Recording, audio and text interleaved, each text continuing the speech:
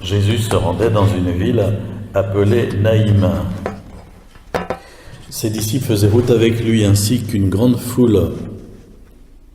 Il arriva près de la porte de la ville au moment où l'on transportait un mort pour l'enterrer.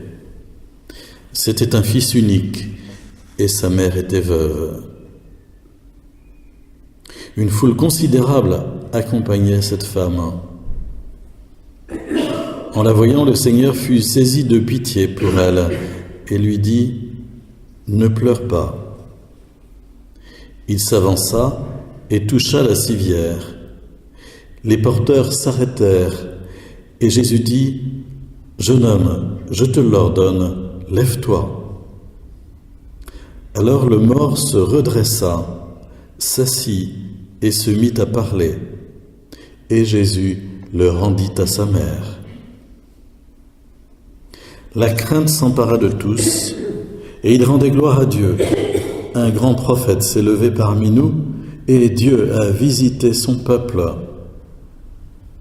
Et cette parole se répandit dans toute la Judée et dans les pays voisins. C'est un épisode de l'Évangile ainsi que celui qui nous est raconté dans le passage du livre des Rois, placé en première lecture, que nous ne sommes pas tellement habitués à entendre. On connaît plus sans doute le chapitre 11 de l'Évangile selon saint Jean, où Jésus rappelle à la vie Lazare, son ami Lazare.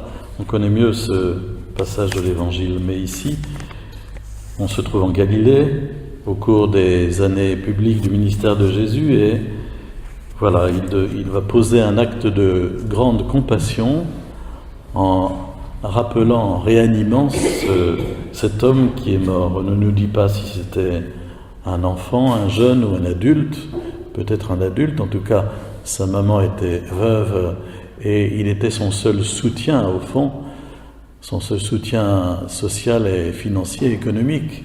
Et donc son décès frappait sa mère de plein fouet, si j'ose dire, et elle se trouvait totalement seule, isolée. Et Jésus donc prend pitié de cette maman et va opérer ce signe étonnant d'un retour à la vie terrestre, non pas d'une résurrection, je n'aime vraiment pas ce mot employé dans cette circonstance. Ce n'est pas une résurrection, c'est un retour à la vie terrestre. La résurrection, c'est vraiment autre chose. C'est recevoir un corps glorieux qui ne peut plus souffrir, vieillir, mourir, et passer déjà dans l'autre monde, la résurrection.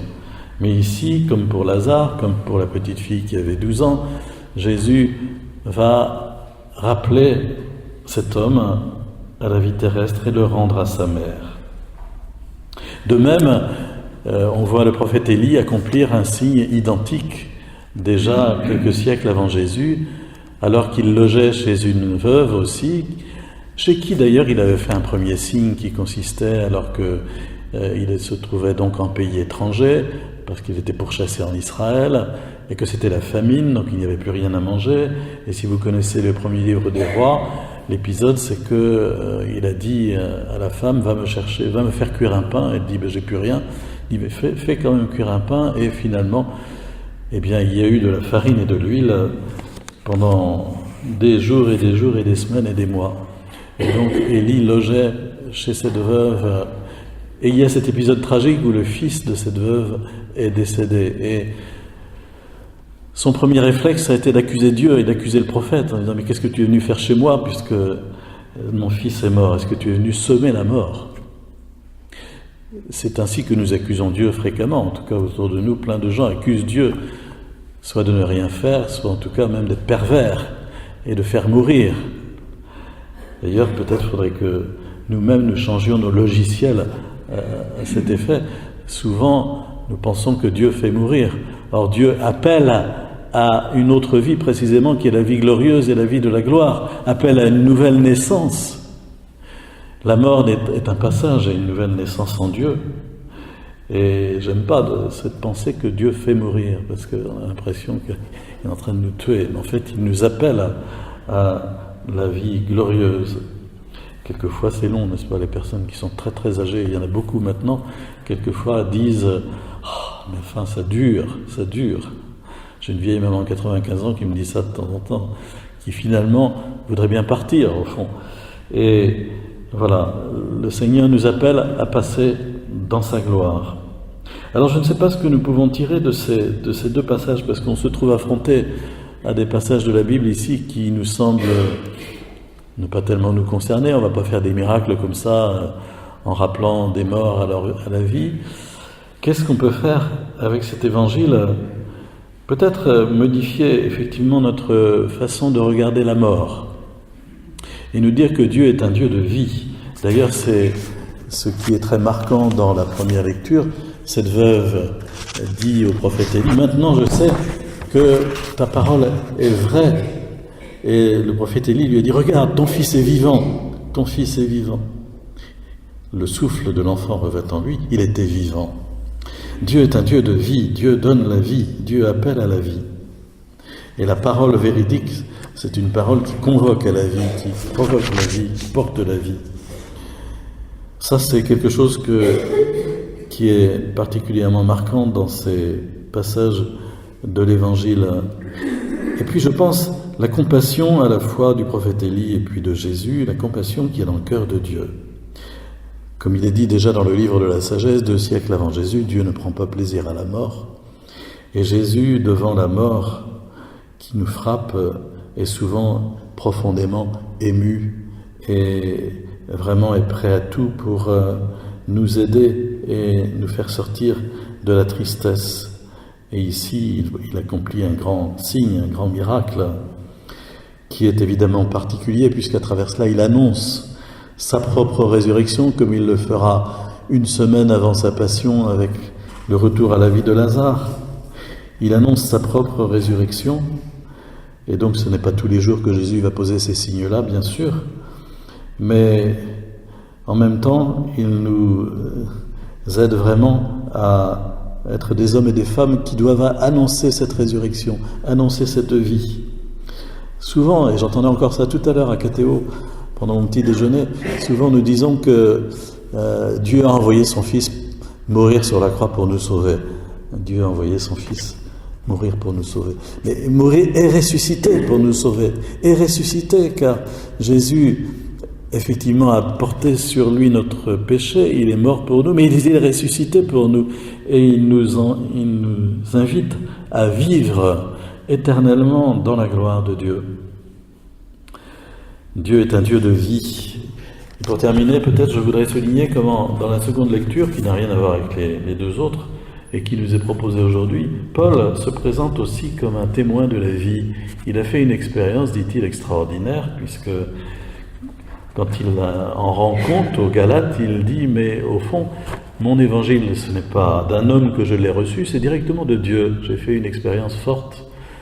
C'était à Damas, le chemin de Damas, la conversion de Paul. Et il dit qu'il est resté pendant 3 ans sans rencontrer personne. Il a sans doute rencontré des chrétiens quand même.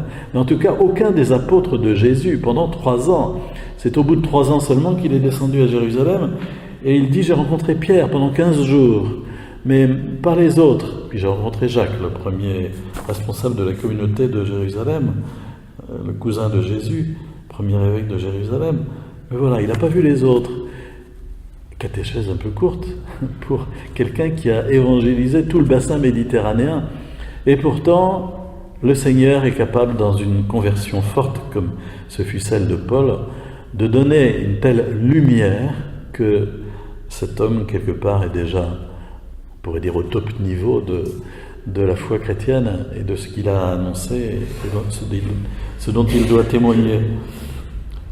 Il ne faut pas que nous soyons étonnés, effectivement, quand nous rencontrons autour de nous des personnes qui, quelquefois, n'ont pas fréquenté nos milieux d'église, nos circuits d'église, et qui, brusquement, ont fait une expérience forte de conversion et se sont laissés enseigner par Dieu de façon directe et forte, et ont véritablement le feu de Dieu à l'intérieur d'eux-mêmes pour témoigner. Il ne faut pas nous en étonner, ce sont des façons de faire de Dieu aussi qui sont les siennes et qui nous dépassent.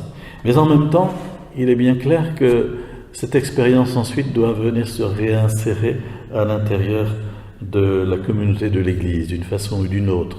Ce fut la démarche de Paul qui s'est rendu à Jérusalem, qui a pris contact avec Pierre, qui s'est laissé affiner dans son expérience catéchétique par Pierre lui-même, qui est rentré en communion avec Pierre et qui ensuite, à travers les messages écrits qu'il enverra, ces lettres que nous lisons sans cesse, eh bien, se croisera avec Pierre et avec Jean aussi. En tout cas, Jean, ce sera plus tard, mais Paul sera déjà martyr. Mais en tout cas, entre Paul, Jacques et Pierre, les lettres vont circuler et ils vont lire les lettres qu'ils envoient les uns et les autres, se lire les uns et les autres. Et ces trois-là, Paul, Jacques et Pierre, sont véritablement les protagonistes d'une évangélisation du bassin méditerranéen, non seulement à travers des voyages missionnaires comme ce furent ceux de Paul, mais aussi à travers des écrits, essentiellement ceux de Paul, mais aussi les 2 lettres de Pierre et la lettre de Jacques, et qui sont en consonance les unes avec les autres. Et c'est ainsi que l'expérience de Paul s'est réinsérée à l'intérieur même de l'Église, a été mise au diapason de l'expérience de l'Église. Et quand nous rencontrons des personnes autour de nous qui ont fait une expérience forte, directe, d'en haut de la foi, eh bien, c'est à nous de les emmener, j'allais dire, en communion avec toute l'Église, à une communion plus profonde avec l'ensemble des chrétiens. C'est notre mission d'annoncer l'Évangile, demandant au Seigneur de toucher nos cœurs et de faire de nous des hommes et des femmes porteurs d'un message de vie, de résurrection, de retour à la vie, de lumière pour tous ceux que nous rencontrons.